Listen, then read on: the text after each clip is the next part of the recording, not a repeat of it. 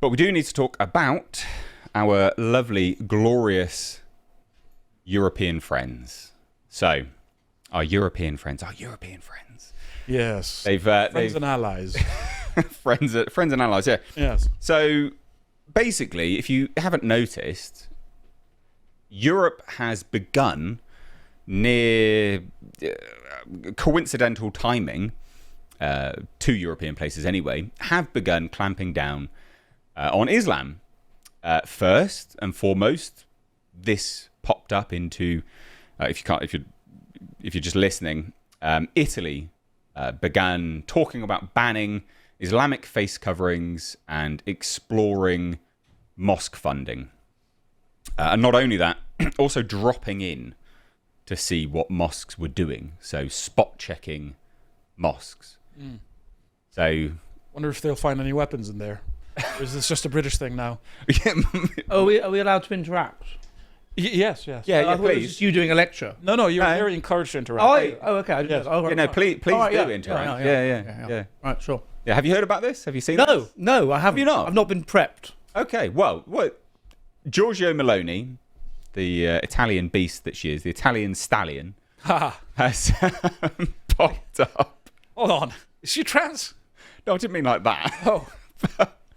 The Italian stallion has popped up and basically launched this with her party, saying, this is the legislation we want to introduce. They haven't actually done it yet, but the plan is, and it's the ruling Brothers of Italy party has said that they want to ban the burqa and niqab and body coverings in all public spaces nationwide, and it is basically called the Bill Against Islamic Separatism. So good, that's good. I think that's a start, right? Do we agree? Why do you think it's good? What do I think? What? Why? Why is it good? Well, because it devalues Western culture. It's a visual representation of an ideology that is reprehensible and polar opposite to what Western culture is. Do you not agree with that? Do you not like that? Well, I mean,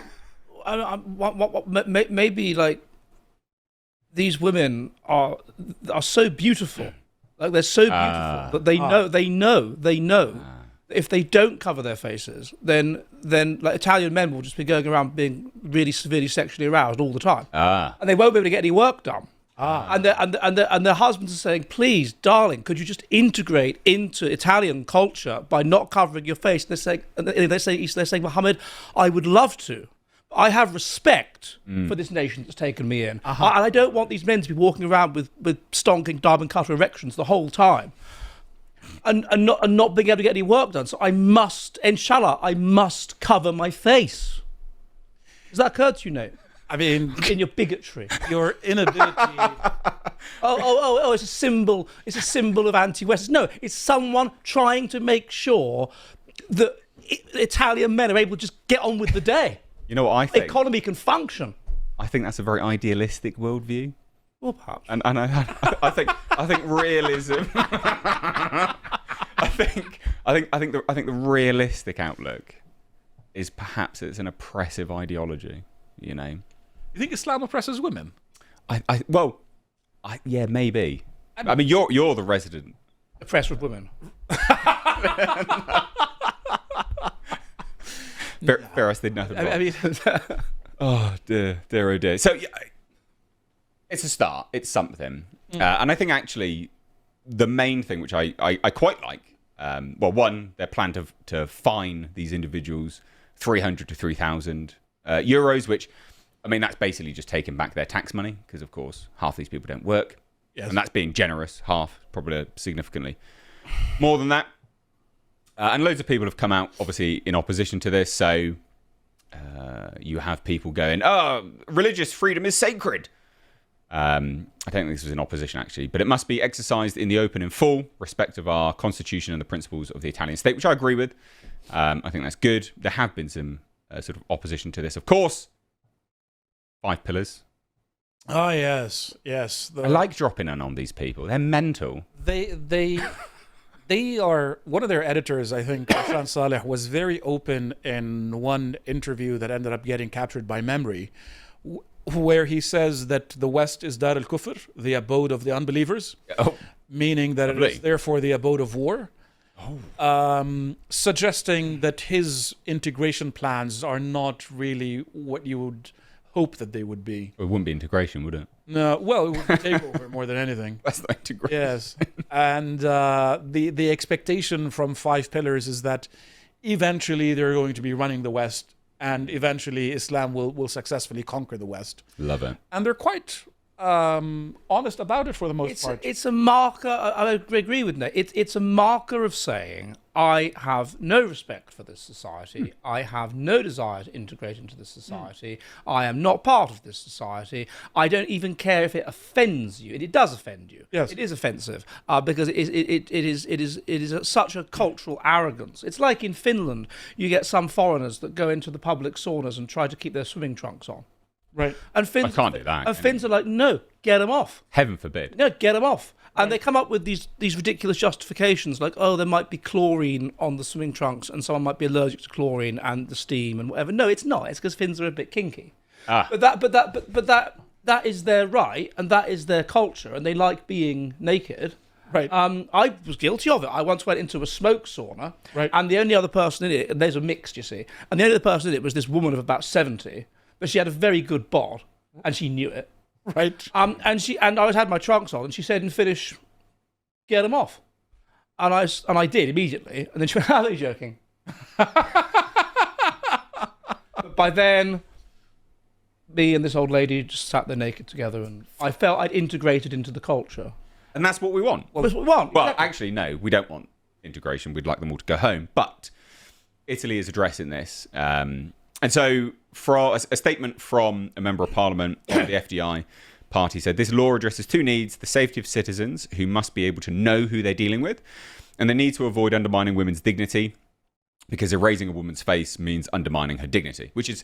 I think saying that a woman deserves a quarter of a man is slightly more offensive. I mean, in Islam, a man is allowed to have 4 wives, meaning that she gets a quarter of a husband. He's also allowed an unlimited number of property women, shall we say. Only that's Shia, isn't it? No. That's both of them. That's both Sunni and Shia. It's only actually the Druze who insist on monogamy, and I think the Alawites also insist on monogamy. But the general view of Islam is sort of quite degrading to women, even beyond the needs of a functioning patriarchy. I'm all for the patriarchy. You say it's degrading. There's good research on this. A lot of women in the studies would rather be the co-wife of a very high status man than the wife, the single wife of a low status man. Right. That's where the whole system of polygamy comes from. Women are sexually attracted to high status for obvious reasons, because if the chap's got high status, he's got the good genes that attain the status, and he's got resources that can be invested in the kids and in her and so on. And so it's much better in that sense. It's their free choice. Well, I've met some of the products of polygamy, and I can tell you that the level of social damage that it causes is outweighs the genetic aspect. I'd also say we shouldn't have to deal with this in the West anyway. We have our own culture, we have our own customs, and it's not something we should be dealing with, quite frankly. Well, That's what I would fundamental issue is that the West believes that religion is a matter of say. opinion. I'm sorry, Ed. I do apologise. I know, I'm just straight down the line. How dare you? How dare you? It's a black and white now. It's like, let's discuss this properly. Like I mean, the downside obviously is enormous numbers of incels. That's which then creates a society which is violent and dangerous. Quite. And something has to be done with those incels. Yes. That's the downside. Usually get them directed to fight against the Christians. Well, yeah, or you give them you give them jihad, and you say to them that once you die, then you get like you will be in heaven with a permanent erection and 77 virgins and 72. Let's not exaggerate, please. 72. Yeah, exactly. Don't overpromise. Sorry, I apologize. Don't overpromise. Don't Ed. overpromise. It's not. Ed, come on now. There must be young chaps that get to paradise. And where's my 77? So it's only 72. I'm 77. Where's my extra 5? Where's my extra 5 virgins? Get me them now.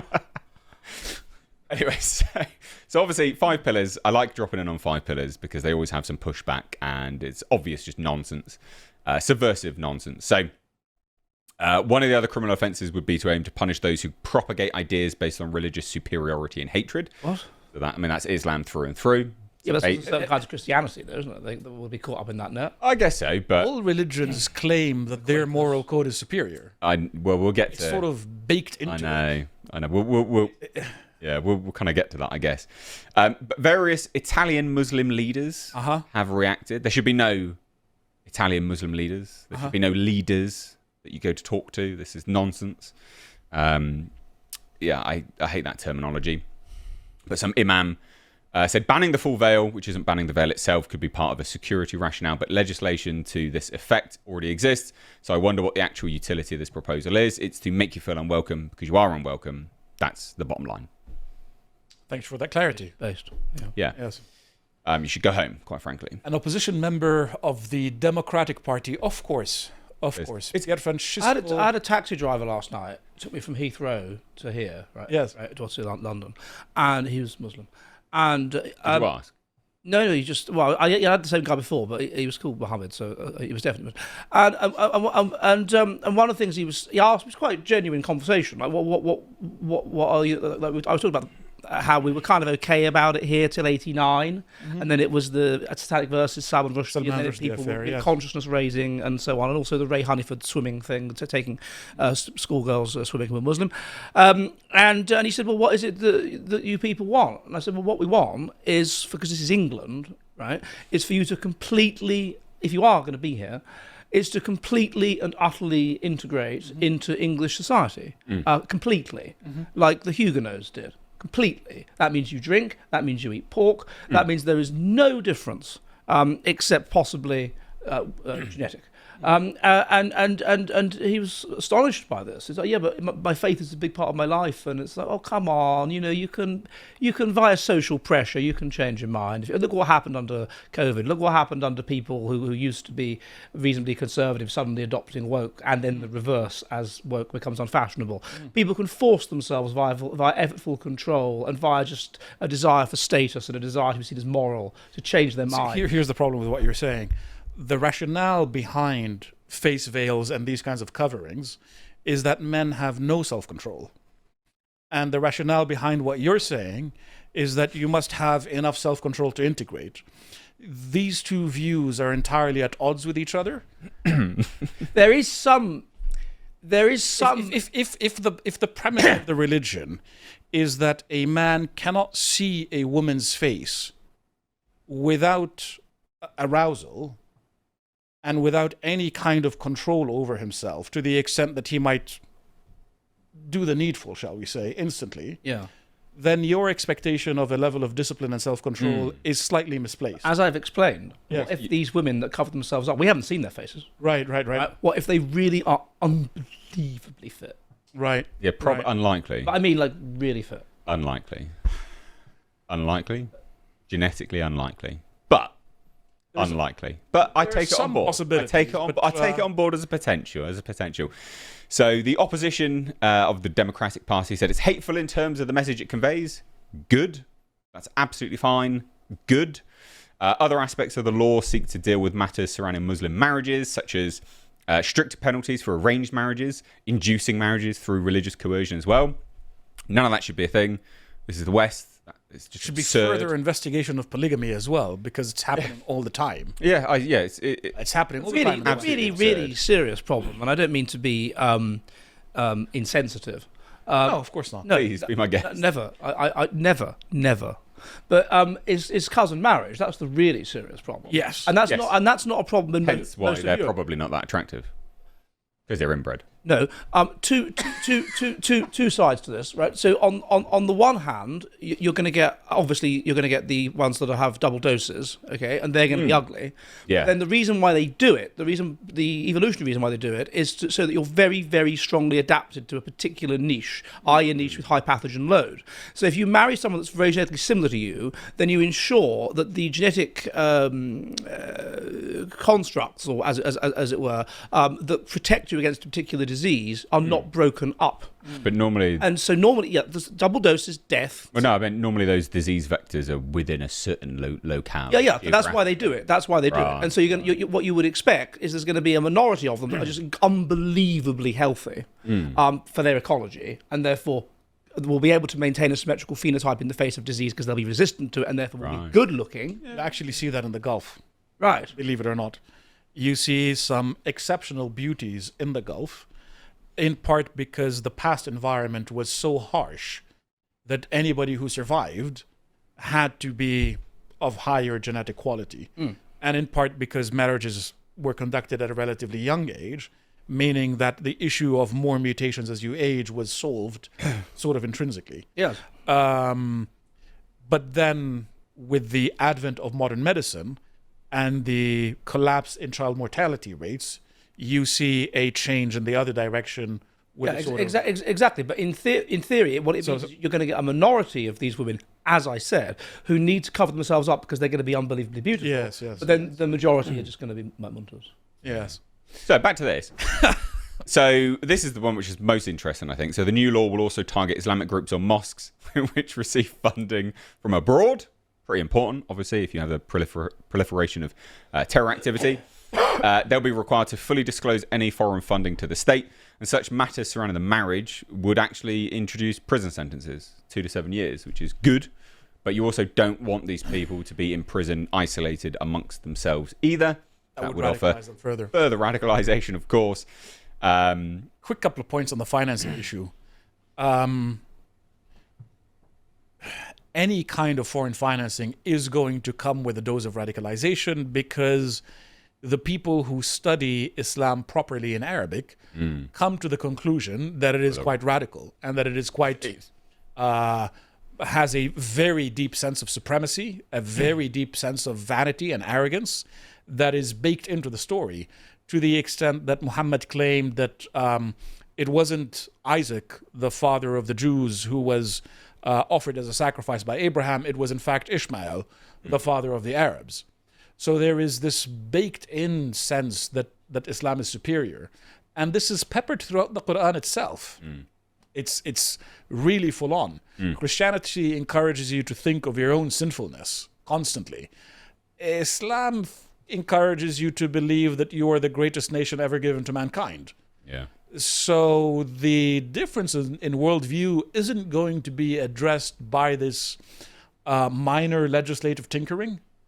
And if you want to say we want to create a hostile environment, say that the aim is to create a hostile environment. Yeah. Oh, yeah. The problem is that everybody explicit about it. Yeah. The problem is that everybody is operating within a liberal framework where they believe that religious differences are merely a matter of opinion. Yes. I'm more convinced by Islam, you're more convinced by Christianity, he's more convinced by Judaism, and we can sort of debate it nicely.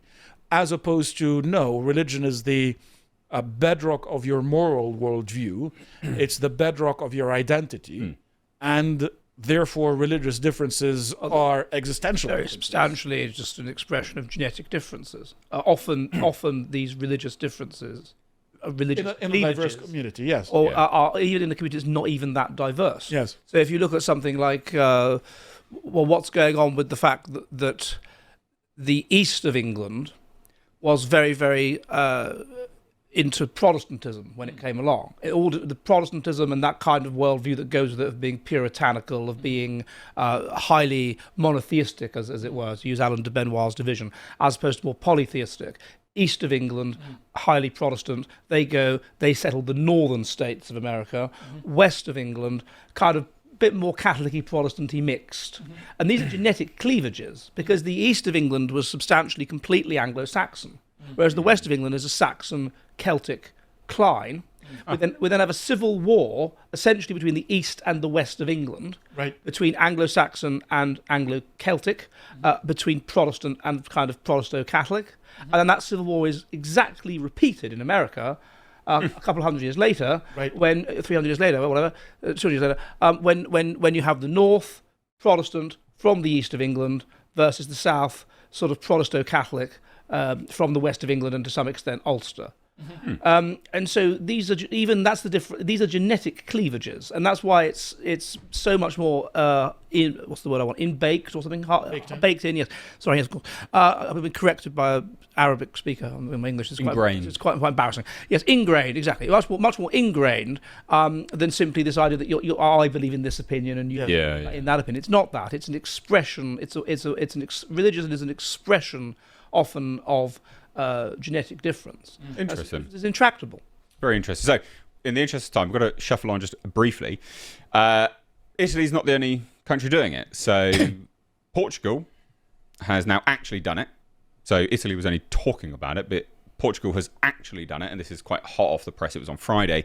Burqa ban approved by Portugal's parliament. It's seen as targeting Muslim women. Yes, that's kind of the point, obviously. Non-Muslim women wear burqas? You know, I wasn't... Typically, no. Guardian here with their big-brained, massive takes. But to me... So even the Arabs will make jokes about how women in a burqa look like a tent, and you can't tell if she's coming or going. That's quite funny, really, but yeah. There is this sort of intolerance towards this in a lot of Arab societies. And the idea that the Europeans should out-tolerate the Arabs is a bit stupid. Well, they've even called us out for it numerous times, haven't they? But yeah, Portugal, it's to me, it's baffling that Portugal even allowed Islam entry, quite frankly. If you're not familiar with their flag is quite literally a representation of them defeating Islam throughout history. So you have the 7 castles there. They are quite literally representative of the 7 castles of the Moors, and then the 5 shields are the 5 Moorish kings that were defeated as well. Is that right? Yeah, I'm pretty certain that's right. Not 100% sure. I didn't know. That's fascinating. Well, you can correct me in the comments, but I'm fairly certain that is correct. So their flag is literally representative of defeating Moors. Yes. So actually defeating Islam, and yet they've still allowed them into the country. I don't understand what the Europeans... I don't understand what Westerners have done to themselves. You'd think that after 9/11, the sort of discourse would be, get out. Precisely. I have friends who were in the United States during 9/11, Lebanese Muslim friends, and their parents said, get out, they're going to kill us all. Yeah. Because that's exactly what would have happened if it had been the other way around. Yes. Yeah. Which actually nicely segues on to the overall take of this segment is, hey, look, it's great that Europe is doing this, but this is fundamentally flawed when you're still leaving the floodgates wide open and allowing them just to pour in. This is putting... It's window dressing. Yeah, this is just red meat. So this is retarded good populism. Yeah, this is... What this is retarded populism. What do we do if they take off the burqa thing and just wear a plastic mask? Are we going to a plastic clown mask? Are we going to make that illegal to wear plastic clown masks? Who knows? Probably not. But yeah, this is all irrelevant. This is just red meat. Good that Europe's doing it, I guess, on face value, but this is shallow, it's empty, this is vapid. The pretense of action. Yeah, of course it is. This is the pretense of action. 100% it is. 100% it is. And this is like putting, you have a stab wound to the heart and you put a piece of plaster on it. Yes. It's not going to do you much good. Like they banned in Turkey, in public places like universities, public spaces, the use of headscarves. And so what the women do that want to wear headscarves is they just put a wig over the headscarf. Right. And thus it doesn't look like they're wearing a headscarf. Goodness. So there's all kinds of ways around this. So as I say, it's just window dressing. Yeah. The real problem is since the 2nd of May 1997, and particularly after 2001, the government has quite deliberately, A, for ideological reasons, will rub the right's nose in diversity, and B, for just decadent reasons to do with undermining the wages of the working class, yes. and keeping things cheap or whatever, has imported loads and loads of people who have no intention, who have often no historical relationship with this country, none, and no intention to integrate into it, and no ability to do so, and no love nor respect for it. No, they don't care. They fundamentally they hate you. They hate the West. They hate everything about it, and they shouldn't be here. That's a good summary. If you would like to watch the full uncut version that is also uncensored, head on over to lotuseaters.com to find out more.